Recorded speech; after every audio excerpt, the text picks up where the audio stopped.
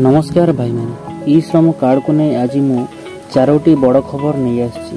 जदि कौन जनसेवा केन्द्र में ई श्रम कार्ड बनवाई आपण पाखु टंका नेउछंती ताहले आपण कौन करेंगे वीडियो को शेष पर्यंत देखंतु।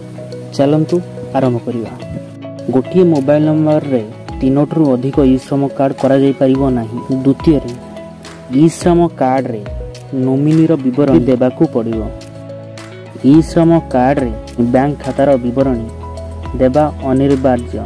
जदि कौन जनसेवा केन्द्र रे आपण ई श्रम कार्ड आवेदन करुछंती ताहले संपूर्ण मागणार आवेदन करिवे। जदि जनसेवा केन्द्र रे कार्ड बनाइबा पई कौन टंका चार्ज करंती ताहले आपण तांको विरुद्ध रे कंप्लेन देई पारिबे। केन्द्र लोक घर घर बुली कार्ड बने टंका चार्ज कर। जनसेवा केन्द्र को प्रति कार्ड को 50 ରୁ 70 टंका पर्यंत कमिशन मिले। जदि कार्ड बनाइबा केही टंका चार्ज कले ताहले आपण तार सीएससी आईडी विरुद्ध रे निकटस्थ सीएससी हेडक्वार्टर किंबा एही टोल फ्री नंबर रे कांटेक्ट करी कंप्लेन करि परिबे।